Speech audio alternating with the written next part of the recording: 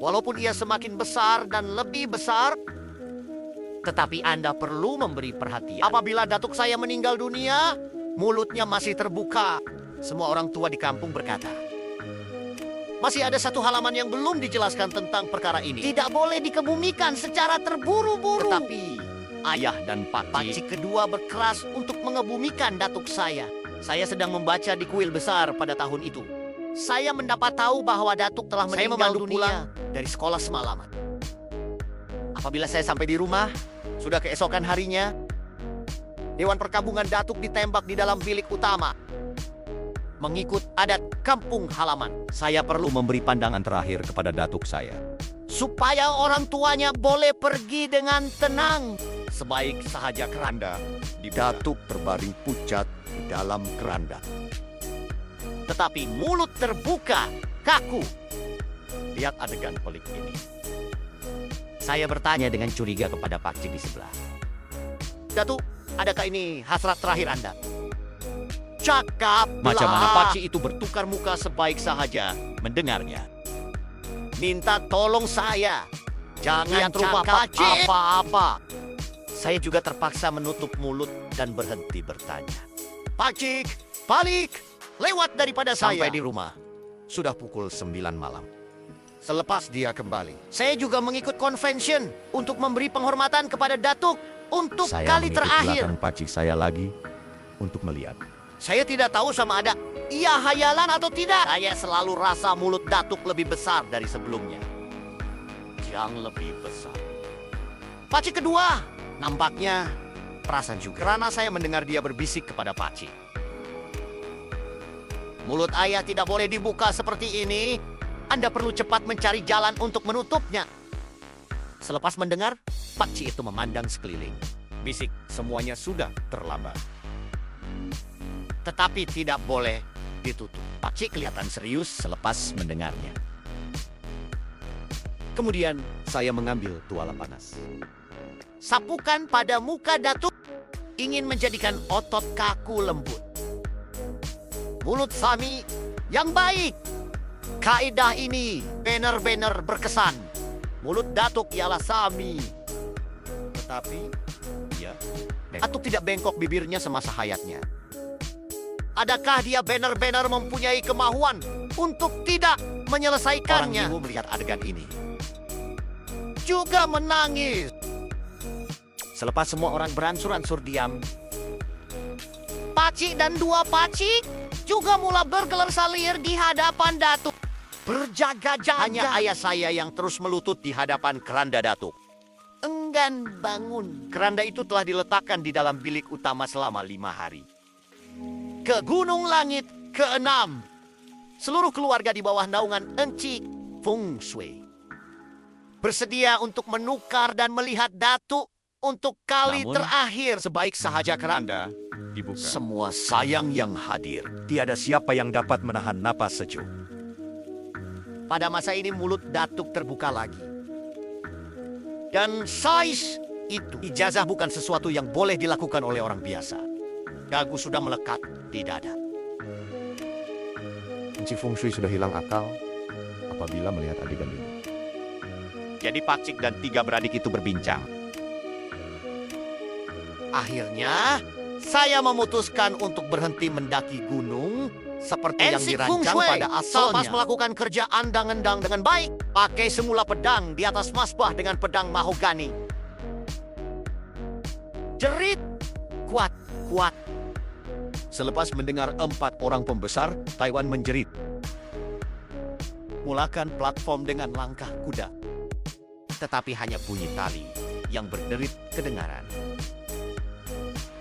Setelah lama di bawah, keranda itu tidak bergerak. Ayah saya tidak kelihatan baik pada masa itu. Minta mereka datang ke Taiwan, tetapi semua bungkusan diberikan kepada sampul merah. Saya tidak sangka mereka keluar dari istana tanpa menyumbang. Dalam keadaan terdesak, ayah saya mengeluarkan 4 lagi sampul merah. Bersedia untuk 4 orang pegawai Taiwan. Tetapi, apa yang Anda tidak pernah jangkakan pegawai Taiwan itu tidak berkata apa-apa. Pada masa ini, salah seorang pegawai Taiwan dengan cepat berdiri. Katanya, orang tua itu adalah orang tua di kampung. Semua orang menghormatinya. Mustahil untuk tidak mengangkat pegawai. Memang keranda ini terlalu berat. Walaupun Anda memberi kami lebih banyak sampul merah, kami mungkin tidak dapat mengangkatnya. Ayah saya, tanpa Sudah berdaya, selesai saya mendengar. mengambil semula sampul merah itu dari Nasib poket baik. seluar saya. Ia adalah penghantaran Masih penyakit. ada lelaki muda yang gagah perkasa dalam barisan. Apabila Anda melihat keranda tidak dapat dinaikkan, Anda boleh naik semula ke hadapan. Saya menambah tali dan palang. Tetapi keranda itu masih tidak dapat diangkat. Ayah saya tergesa-gesa. Dia risau orang kampung jadi kelam kabut. Jadi saya sepat-sepat bertanya kabar kepada pakcik saya dan menambah palang lagi. Dua beradik itu mengangkat pegawai sendiri.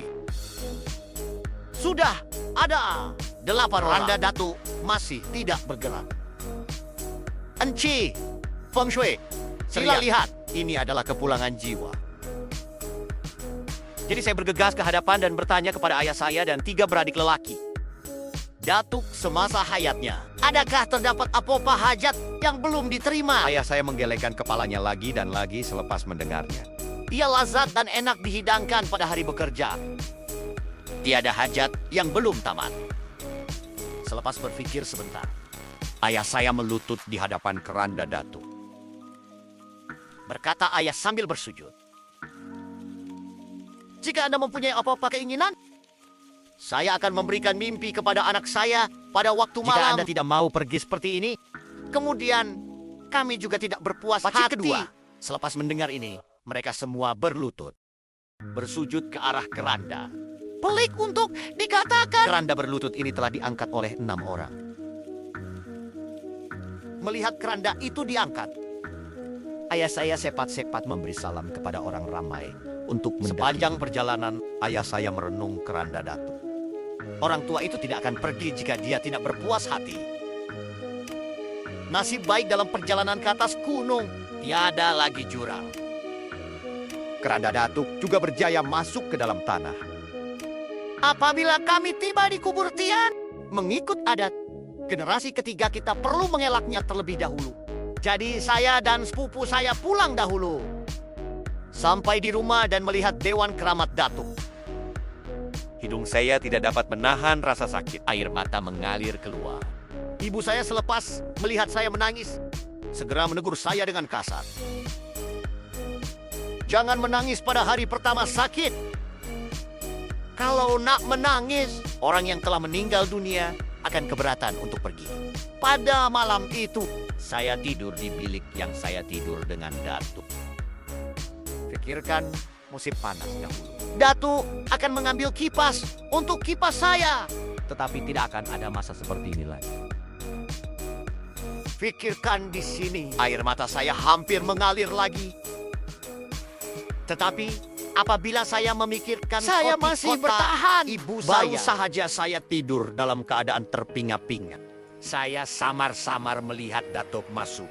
Dia sama seperti dulu duduk di sebelah katil saya. Lengan juga dinaikkan. Seolah-olah mengipas angin untuk saya. Tetapi dia langsung tidak mempunyai kipas di tangannya. Saya menggosok mata dan melihat dengan teliti Datuk.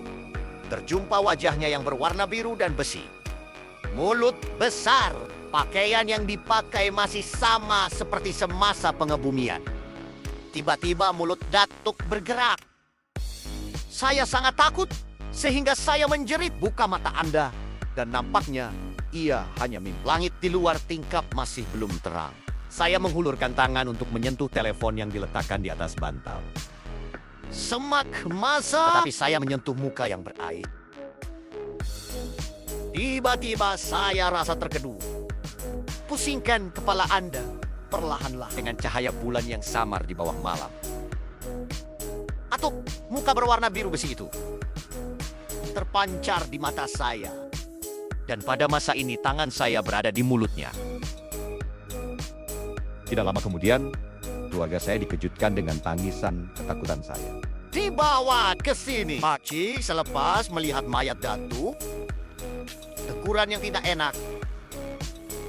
Siapakah hantu belakang yang boleh mati otak itu buat penggalian kubur orang? Pakcik melihat mayat Datuk. Dahi berkerut seperti dipintal bersama. Jadi apa yang perlu dilakukan sekarang? Kemudian ayah saya bertanya dahulu. Dia juga nampaknya sudah tiada tulang belakang sekarang. Masih boleh menjadi teman. Cepat kuburkan semula. Sementara hari masih gelap. Xiaoyong, pergi ke kampung dan panggil tukang batu Chun. Jangan kejutkan orang lain. Anak kedua dan ketiga, kami bertiga, ayah. Saya akan membawa mayat Lotsu ke kubur dahulu. Pakcik memesan dengan teratur, mengikut arahan Pakcik. Saya juga sepat-sepat memakai kasut dan berjalan ke arah kampung. Secara logiknya, sepanjang pagi tidak akan terlalu sejuk. Tambahan pula, saya masih berlari sepanjang jalan, tetapi semakin saya berjalan, semakin sejuk. Masih samar-samar bergegas ke belakang. Seseorang meniup udara sejuk ke leher saya. Saya ingin menoleh dan melihat. Tetapi saya memikirkan apa yang dikatakan oleh generasi yang lebih tua. Jika Anda berjalan pada waktu malam, jika tidak, api di bahu akan padam. Mudah untuk menarik sesuatu yang tidak bersih. Jadi saya hanya boleh menggigit peluru dan maju ke hadapan. Apabila kami tiba di pintu tukang batu Chun, Punggung saya telah dibasahi peluh sejuk. saya coba sedaya upaya untuk mengetuk pintu dengan suara yang Menjerit, perlahan. Chun, tukang batu Chun. Selepas beberapa ketika tukang batu Chun membuka pintu, saya hanya memberitahu datuk saya sekali lagi. Chun Mason mengerutkan dahinya selepas mendengarnya. Pusing dan balik ke rumah. Dan ambil baldi tukang. Jam ikut saya ke kubur. Dan apabila kami tiba di kubur, Pakcik, tiga beradik mereka juga telah tiba. Saya naik dan melihat kubur Datuk. Didapati tiada kesan yang digali. Tetapi di atas kubur, tapi ada satu lubang yang cukup besar untuk orang dewasa masuk dan keluar. Saya ingin tinggal tetapi dihalau balik oleh bapak saudara saya. Dikatakan bahwa selepas si mati, Saudara marah dikebumikan. antara generasi tidak dapat hadir. Saya pun tidak tahu kenapa. Tetapi apabila mereka kuba menghalangnya, masih patuh dan pulang ke rumah. Ayah saya tidak balik sehingga pukul 10 banding 0. Saya sudah selesai dengan urusan. Pakcik juga menjemput tukang batu Chun untuk makan potluck di dalam rumah. Chun Mason mengerutkan dahi dan tidak bercakap dalam tempo ini. Akhirnya, saya bertanya kepada pakcik saya, tukang batu Chun baru sahaja membuka mulut. Abang Hidong, perkara saya rasa lebih baik Anda pergi mencari Enci Feng Shui. Kubur yang tidak berfungsi itu memang pelik. Apa yang Chun pelik? Mason belum membuka mulutnya lagi. Pakcik kedua membuka mulutnya dan mendapat tunggul lukisan itu dahulu. Kalau perompak kubur, maka bukaan kubur itu sepatutnya lebih besar daripada permukaan. Di dalamnya kecil, tetapi ia adalah serbuk laut. Rupa-rupanya, size Bukaan di dalam. pembukaan kecil di luar. Maksudnya, ayah merangkak keluar dari kubur sendiri. Pakcik, walaupun pada musim panas ini, Ia juga membuatkan semua orang berasa sejuk. kalau betul-betul seperti yang Pakcik katakan, Datuk merangkak keluar dari kubur sendiri. Perkara ini ia bukan lagi sesuatu yang boleh dijelaskan oleh sains. Jadi saya coba untuk memecahkannya. Mungkinkah perompak kubur menumbuk lubang di tempat lain? Pergi ke kubur. Kemudian tepuk lubang dari dalam. Ya kelihatan seperti ini. Seolah-olah Datuk sendiri yang menggali lubang di dalamnya. Saya mengatakan apa yang saya pikirkan. Pakcik kedua mengangguk selepas mendengar. Menunjukkan bahwa ia memang mungkin. Tetapi tukang batu Shun menggelengkan kepalanya selepas mendengarnya. Hancurkan beberapa batang rokok kering lagi. Bercakap perlahan-lahan semasa kubur sedang dibaiki. Saya juga mempunyai idea ini. Jadi saya pergi ke kubur untuk melihat. Bercakap tentang itu. Chun Mason menggelengkan kepalanya lagi. Tidak menghabiskan yang berikut. Tetapi semua orang tahu. Dia menggelengkan kepalanya supaya tiada orang lain yang masuk.